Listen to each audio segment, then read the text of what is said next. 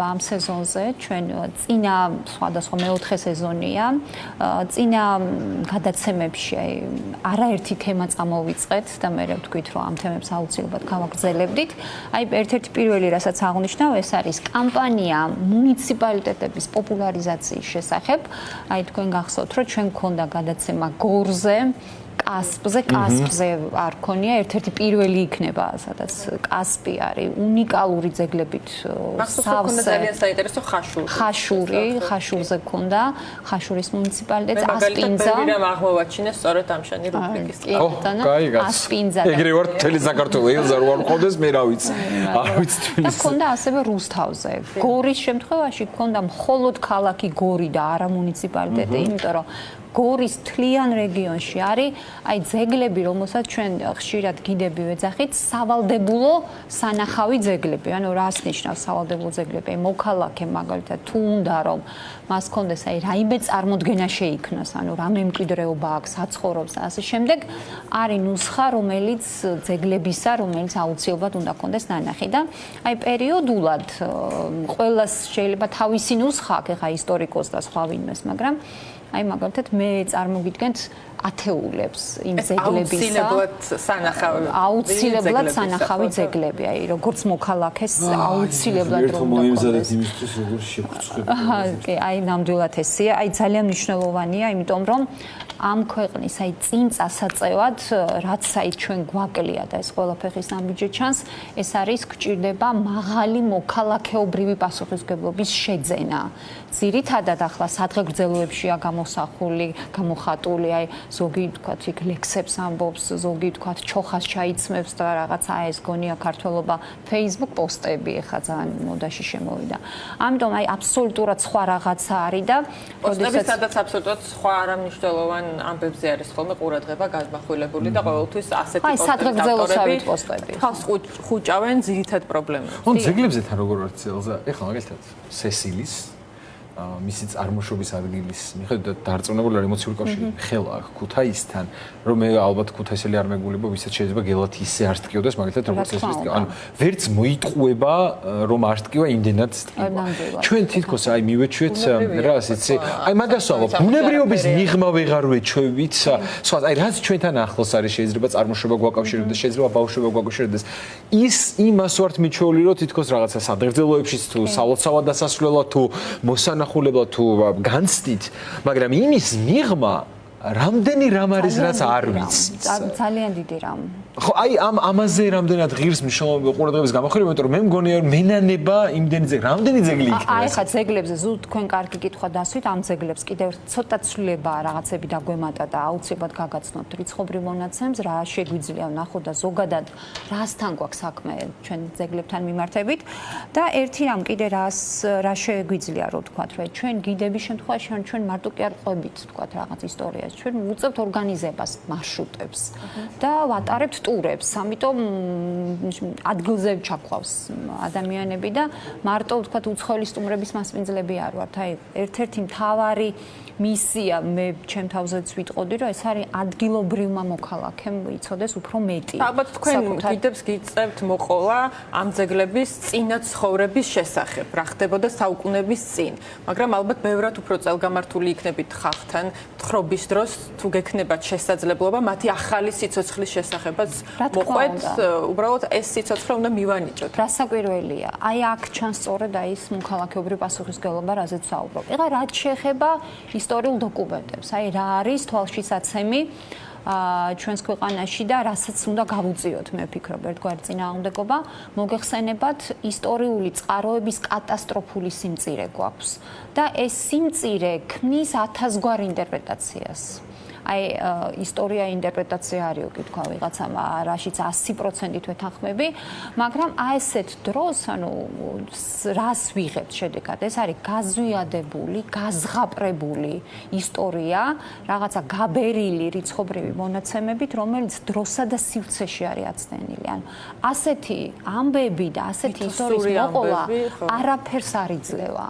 ამას წინათ ვნახე ერთ-ერთი გადაცემის ანონსი სხვა არხზე უბრალოდ არის ძალიან აღმაშფოთებელია. უბრალოდ ეს არის ადამიანს მოქალაქეს უქმნი ყალბ ილუზიას, რომ ის არის სამყაროს ცენტრი, რომ ის არის წარმოუდგენელი წარმომავლობის, რომ არავინ მისი მსგავსი არ არის, რომ ადამი და ევაც საუბრობენ. თუ ესე იგი რამეში როგორც რამას ხვაზე იყო და კვანტი გვედება, ერთ-ერთი მთავარი კვანტი აი ეგ არის ზუსტად რომ გადაჭარბებული წარმოდგენა რაღაცეებზე რა აი ეს ძალიან არარეალური ახლა მომდრო რომ თუ ყველაფერი ხარ მე განვითარებასაც წყვეთ ანუ ამბობ რომ იდეალური ვარ მე და აი მიზეზი ამ ბოლო დროს მე რაზეც დავფიქრდი ეს არის აი ესეთი თავს მოხვეული აი ესეთი რაღაცა სიგიჟე რომელმაც ჩვენ ვერ გაგვიყვანა ანუ ვერ გვასწავლა ვისწავლოთ შეცდომებზე წარსული შეცდომებზე ამიტომაც აი მაგალითად ამ სეზონზე და მე და ზოგადად ყველა გიდზე ვერ ვიტყვი, მაგრამ აი ჩვენი ასოციაცია ეს არის მკვლევართა ჯგუფი, სადაც ორი მნიშვნელოვანი ფაქტორია, რაც გიდს უნდა ახასიათებდეს, ეს არის კვლევითი უნარები, გამორიცხულია სხვანაირად და მეორე აი ეს როგორც მოქალაქის პასუხისმგებლობა. ეხლა საბოლოოდ აი რისი თქმა მინდა, აი წყაროებთან დაკავშირებით, მაგალითად აი ქართულ წყაროებს ხშირად ჩვენ ვუცხადებთ გადაჭარბებულ ნდობას და რატო არ უნდა იყოს ესე, იმიტომ რომ ბევრი ქართული წყარო არის 1000 წლის მერე დაწერილი კონკრეტული მოვლენისგან. 1000 წლის მერე რომ რაღაცა დაიწერება, როგორ შეიძლება იმას გამოუცხადოთ, ხო 100%-იანი ნდობა. იგივე აი კრიტიკული მოსმენა, ანუ კრიტიკული კითხვების დასმა, თუნდაც აი ძალიან ისეთ აბსოლუტურ ჭეშმარიტებად აღიარებულ საკითხებზეც უნდა ვისწავლოთ. ივანე ჯავახიშვილი გვაძლევს ჩვენ ამის მაგალითს. წყაროების კრიტიკული გააზრება. აი ეს არის უნიშნელოვანესი, აი ძალიან მნიშვნელოვანია ამ თვალსაზრისით. ამიტომ აი ყველაფერი დაეყრდნობა წყაროს. აი არაფერს არ ვიტყვი თუ ამის ისტორიული წყარო არ არსებობს. ანუ ამის ძალიან დიდ აუცილებლობას ვხედავ, მოკლედ. ამას წინათ კიდევ ერთი ის ნახე ხორვატიაში ვიყავი ამ წელს და გიდმა ჩაგვიტარა ქალაქის ტური ზაგრების ანუ დედაქალაქის და ძალიან მე გაუბრაზდი ამ გიდზე, იმიტომ რომ ეტყობოდა რომ არ იყო თავისი ქალაქის გულშემატკივარი. და უბრალოდ აი მოგვაწოდა ინფორმაცია, აი წარმოუდგენელი ამბავია და ეს არის თვალშისაცემი, რაც არ უნდა თქვათ ადამიანი იყოს პოლიტიკაში, თუ ის არ არის გულშემატკივარი, ძალიან სახეზეა და ძალიან თვალსაჩინოა, მოკლედ აი ამის დანახვა. ეხლა როგორც აჩვენეთ, თქვენ რა კითხვაც დასვით, რამდენი ძეგლი გვაქვს ქვეყანაში, ანუ დაახლოებითი წარმოდგენა რომ შევიქმნათ, ჩვენ ამას საერთოდ ერთი გადაცემა მიუძღვენით კულტურული მემკვიდრეობის ძეგლებს. რატო ვერ ვიზმე და რატო იცი ათეულებში დავრჩი, ასეულებში, ათასეულებში მაგასაც ვერ უხდებ. არა თუ აი გასდა პირველად შევაქრა მდინარეებზე, ხა მდინარეებზე მკითხეს თავიდან და რაღაცა კანტი კუნტა თქვი რომ მითხრეს რეალური რიცხვი. აი ხა ძეგლებზე ვერც გავბედე, იმიტომ რომ ზუსტად ვიცი შემრცხვება იმდენად ავხსნები. ეხლა ნახეთ კულტურული მემკვიდრეობის ძეგლები, როგორც ჩვენ ადრე ვისაუბრეთ, იყოფა არამატერიალურ და მატერიალურ. ეხლა საუბრობთ მატერიალურზე. მატერიალური ძეგლებიც თავის მხრივ იყოფა მოძრავ და უძრავ ძეგლებად. ანუ მოძრავი ძეგლებია აი სამუზეუმო ექსპონატები, მაგალითად, რომლის გადატანა, გადაადგილება არის შესაძლებელი და ამათი რაოდენობა ძალიან ბევრია, მაგრამ მოდი ჩვენ ვისაუბროთ უძრავ ძეგლებზე. ეხლა მე მუდმივად ვამოწმებ ძეგლთა დაცვის ეროვნული სააგენტოს გვერდს, სადაც არის აი ჩამონათვალი და აი ზუსტად გუშინდელ მონაცემებს გეუბნებით, საქართველოში მთლიანობაში გვაქვს 7953 ძეგლი. კიდე კაი ხანდახან დუმილი როგორი ოქრო აი კიდე კაი ენასკბილი დავაჭი. 7953 ობიექტს ჩვენს ქვეყანაში აქვს კულტურული მემკვიდრეობის ძეგლის სტატუსი. აქედან ამაში შედის, თქვა, საცხოვრებელი სახლები, ეკლესია, უძრავი ძეგლია, ხიდი, თქვა, კოშკი, ასე შემდეგ, ანუ ყველა რაოდენობა. აქედან თბილისში გადავითვალე გუშინ 1776 ობიექტს აქვს კულტურული მემკვიდრეობის ძეგლის სტატუსი. აქედან არის ეროვნული მნიშვნელობის ძეგლები, ანუ აი ესეც კიდე ცალკე დამატებით, აი ეროვნული მნიშვნელობის, ანუ ბევრი ცოტა მეტი, ვიდრე თქვა კულტურული ძეგლიც არა, ცოტა უფრო მეტი წონიანი. მაგალითად შეგვიძლია თქვა. აი მაგალითად თბილისში ათეშკას აქვს ეროვნული მნიშვნელობის, აი ათეშკას, აი რაც ეხლა პირველი რაც გამახსენდა.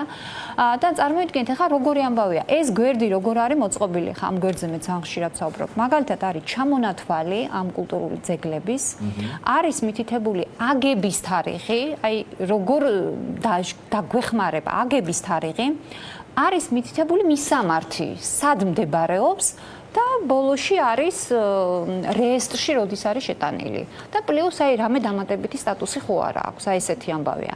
აი მაგალითად ეხლა როგორ რა შეგვიძლია გავაკეთოთ. თქვათ იგივე თუნდაც ან თბილისში ხოთ ან თქვათ რეგიონში, ყოველას ხო საიდანღაც გვაქვს ფესვები.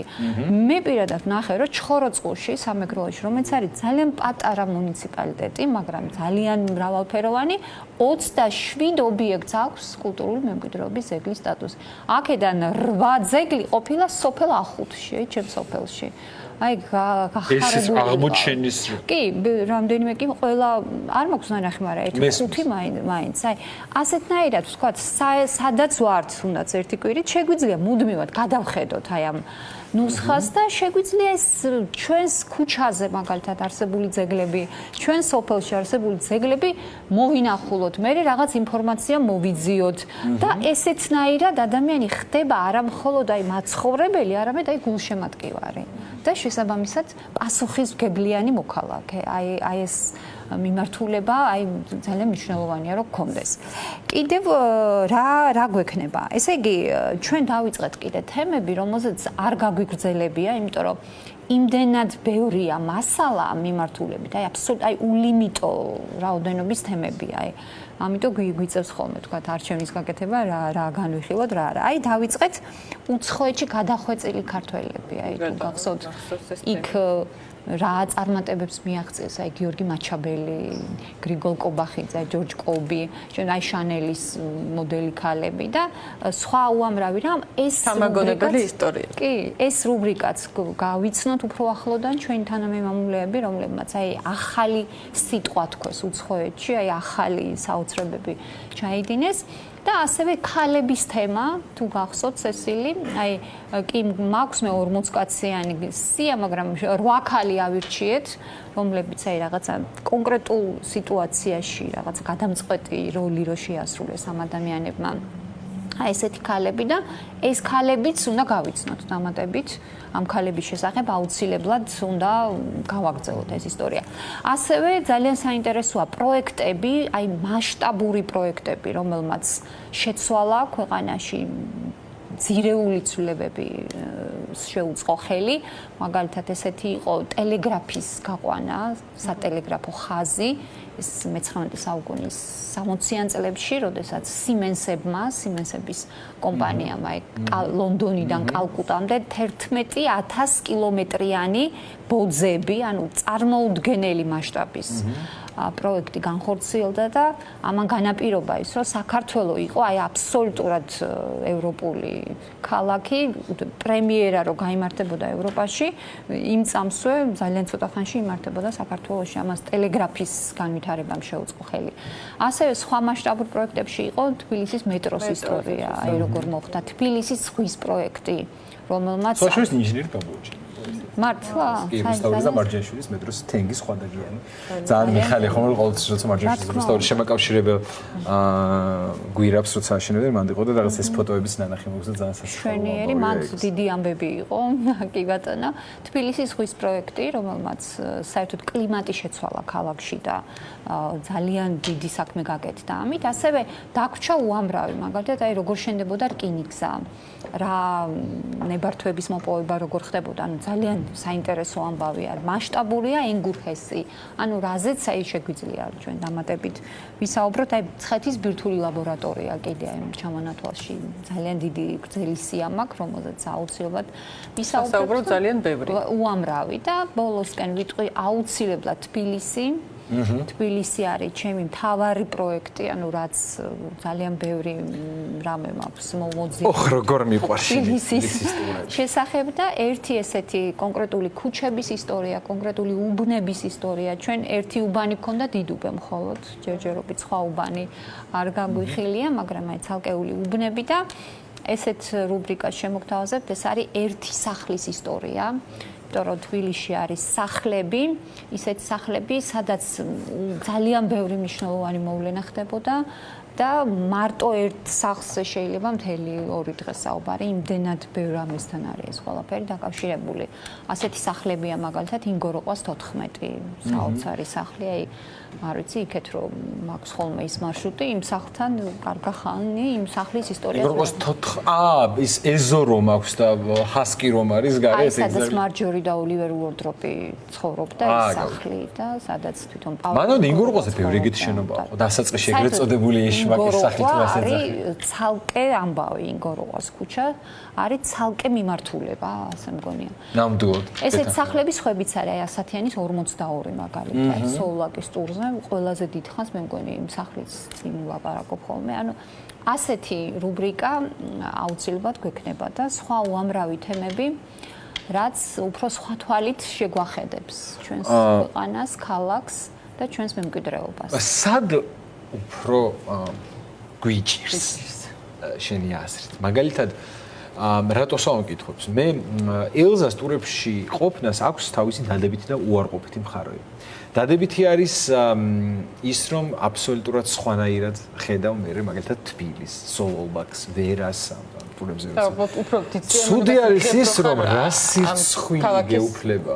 კვიდრი კი. რა სირცხვილი გეუფლება უნდა ნახო, რომ ეს ყველაფერი არ იცოდი. აი ეს არის უარყოფითი მხარე, რომ ეს როგორ არ ვიცოდი კითხვა რა მაგალითად აი ხა სოლოვაკის ტურში როცა ვიყავით ელზასთან ერთად ისეთი ადამიანების საცხოვრებელი ადგილები ვნახეთ ისეთი ადამიანები ხა ნიკო ნიკოლაძეზე რო საუბრობდით საცხოვრობდა და ქუჩას სათქვია ამ დროს სახელი და ხა ნიკო ნიკოლაძე მაგალითად ჩემი აზრით ყოველთვის იმას ვამბობ რომ ერთ-ერთი ყველაზე დიდებული და გამორჩეული ქართველი იყო ყველაზე